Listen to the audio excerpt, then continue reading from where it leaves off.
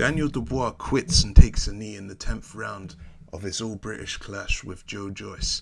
Ladies and gentlemen, you're watching Remstar Says So.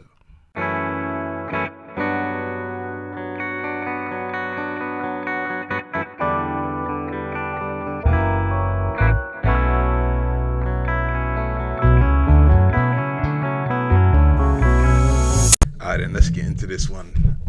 Joe Joyce knocked out Daniel Dubois in 10 rounds, or you could say that Daniel Dubois quit in 10 rounds. However you want to slice the cake, however you want to present it.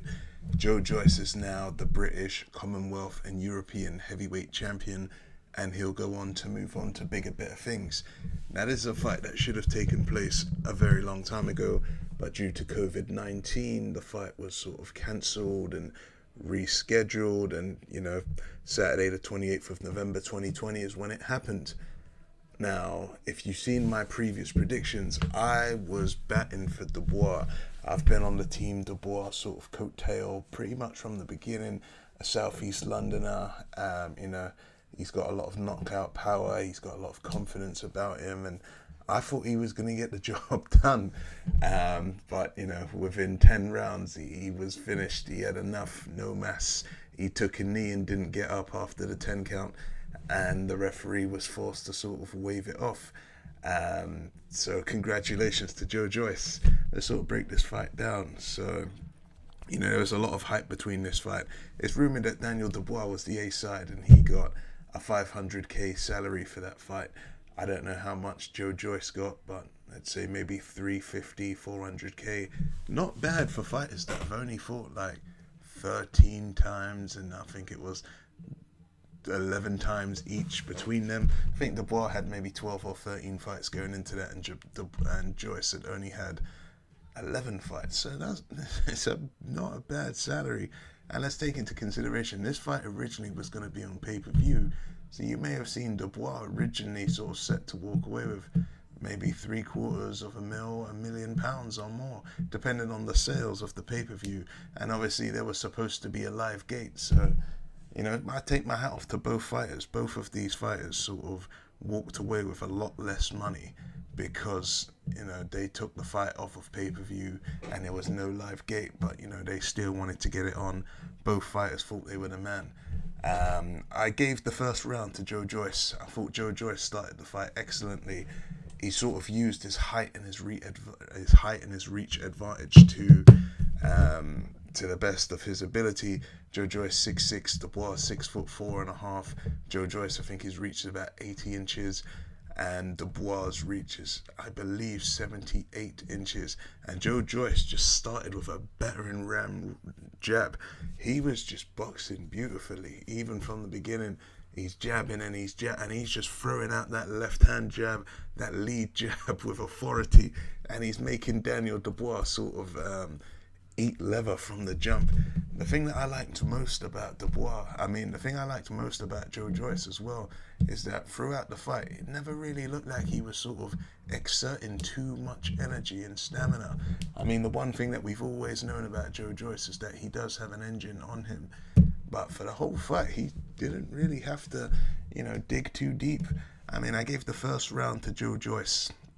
The second round came out, and Daniel Dubois, he came out like a tank, and he was trying to get Joe Joyce out of there. I think he didn't like taking those left-hand jabs, and there was a bit of swelling even from the first fight, from the first round. Dubois sort of unloaded combinations and hitting Joyce, and I think he was sort of stunned because Daniel Dubois is used to getting people out of there.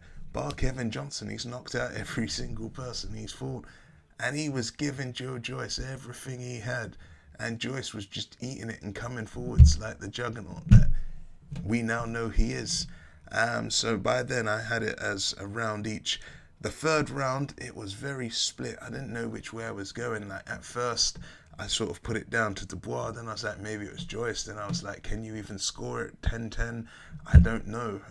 The third round was very even Stevens. I think that Dubois started that third round very nicely, but I think Joe Joyce started to sort of take over, and I didn't really know which way you wanted to go. I think some of the real good things that Joe Joyce was doing was he just kept putting that battering ram jab out. It wasn't like a traditional like straight jab. It was more like a thudding club. And he was putting out that left-hand jab and just marking up Dubois' eye. And if you noticed during that fight, Joe Joyce kept sort of sidestepping to the right, to his right, sort of getting out of the way of Dubois' sort of range for the big right hand. I think some of the criticism that you could give Daniel Dubois in that fight is that maybe he was telegraphing the right hand a little bit too much. And even at times he was landing it. And Joe Joyce was just eating it and still coming forwards. I don't know what Joe Joyce's chin has been soaked in, whether it was granite, graphite. I don't know what kind of metal is on that chin. But yeah, Joe Joyce seriously knows what he can seriously take a punch. Well, it looks like anyway. We don't really know how good Daniel Dubois' power is in comparison because he's only really fought guys that potentially he should have beaten anyway, if that makes sense. Joe Joyce, though, he had more effect and more use with his jab than his right hand. I think that Joe Joyce going forwards now, he may have a bit of issue himself because his straight right didn't seem that effective. I mean, neither was Dubois, but we've been saying from the jump that Joe Joyce has got a chin. But we've never really said that Joe Joyce is the kind of person with like elite knockout power with a straight right. He's going to drop somebody. But, you know, he's got his boxing abilities. As the commentators said on BT Sports, you don't just win a silver medal at the Olympics for nothing. Also, there was a lot of people who believed that Joe Joyce should have won that gold medal against Tony Yoka. But he didn't come away with it in 2016 in Brazil. So, yeah, I mean, before the fight, Joe Joyce's manager, Sam Jones, he said that this was too much for Dubois, and he said that the experience of Joe Joyce was going to be too much for him. Let's not forget, Joe Joyce did not come out of the amateurs until he was 31 years old. He honed his craft to perfection and made his professional debut at 31. Daniel Dubois made his professional debut, I believe, at about 19. So he's been fighting for about 3 years. I think they've both been fighting for about 3 or 4 years. But, you know, Daniel Dubois didn't have that much of an amateur pedigree. Obviously, he fought in the juniors, but he didn't have many sort of, adult amateur fights. A lot of people, when Dubois first sort of went pro, said that he probably turned pro too early. And, you know, off the basis of last night's performance, maybe you could make an argument for it. Daniel Dubois is only 22 years old, and I did say to my friend discussing this, if one of them was to take a loss, it would probably be better for Dubois, because at 22, he can spend the next 2 to 3 years sort of honing his craft and sort of really stepping up gradually against opponents. And I've been saying this on this channel, if you guys have been watching for a while, I've been saying that there's no point rushing him, he's a baby, because I knew that, you know, he's not at that world title level, and had he had won, he may have put himself in a mandatory position within, you know, the next 12 to 18 months to fight for that WBO title, or straight away if AJ goes on to vacate it. So maybe it is a blessing in disguise. Let's get back down to the round. So, you know, I had it split for round 3. I gave Joe Joyce round 4, and he was just working that eye, and the swelling was just getting much greater. But Daniel Dubois, I think his coach really sort of fired him up. He came out the traps, and I gave Dubois round 5, 6, and 7. By round 8, Joe Joyce sort of just got behind that battering ram jab, and he was just, you know, really unleashing that left hand, putting in a few combinations here and there. And I also gave Joe Joyce round 9. By round 10, Joe Joyce had somehow managed to close Dubois' eye completely, and he hit him with another jab. And at that time, I think when his eye was completely closed and he couldn't see, you see Daniel Dubois tapping his left eye, and then he takes a knee. I was in utter shock. I can't believe it. Like, I couldn't believe it. Daniel Dubois took the knee, and I was like, okay, maybe he's taking the knee just to regroup, and he's going to give away a 10-8 round. And the referee starts his count, and it starts getting to 6, and I'm literally like jumping at the telly, like, get up, and he just sort of stayed down. The referee waves the fight off, and I was like, what had just happened? I'm speaking to a couple of my boys now, and I am absolutely fuming. I couldn't believe what I had just seen. Dubois literally sort of quit. He has joined the list of, you know, British fighters that have gone on to quit fights. You know, we've seen the likes of Amir Khan quit against Crawford. We've seen Dave Allen quit against Dave Price. We see Anthony Joshua quit against Andy Ruiz. We saw Kell Brook quit against Errol Spence. O'Hara Davis quit as well. You know, maybe that's just a thing with British boxers. When they get to a certain level, when they're sort of in deep water and they don't know what to do, they just sort of throw in the towel and quit. I was livid. I was the one batting for Dubois. And the fact is, losses happen.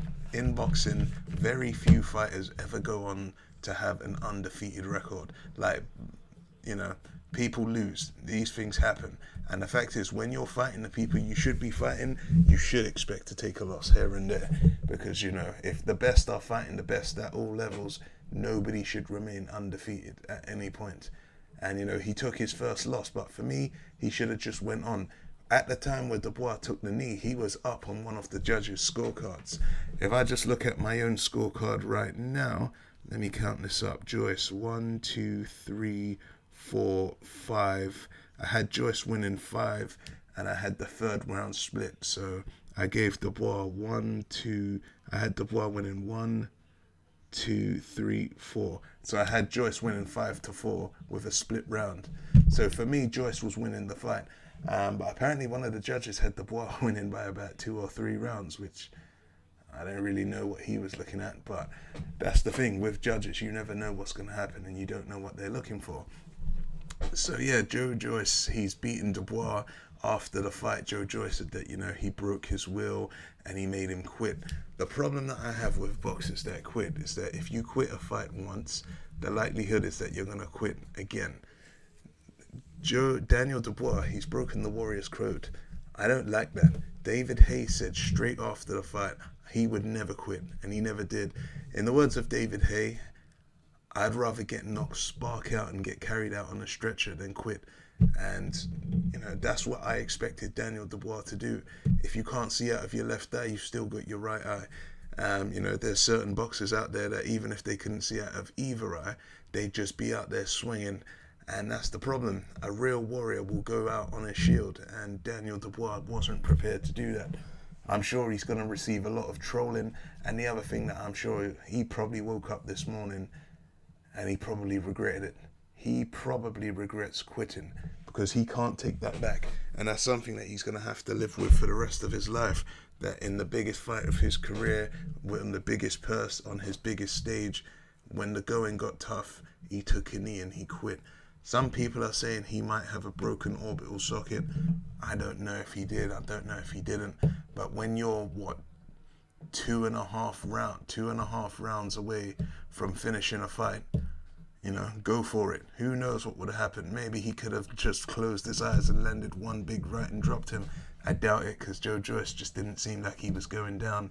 Joe Joyce said that, you know, he was going to make a lot of people rich and a lot of people poor, because some people was going to end up betting against him, but the people who bet on him was going to do it.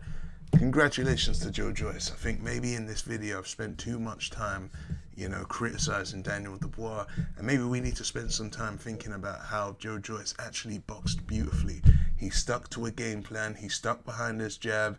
When Joe Joyce did sort of get in the mix with Dubois, he realized that he didn't really want that work, and he sort of got right back behind the jab, moving to the sides at all time.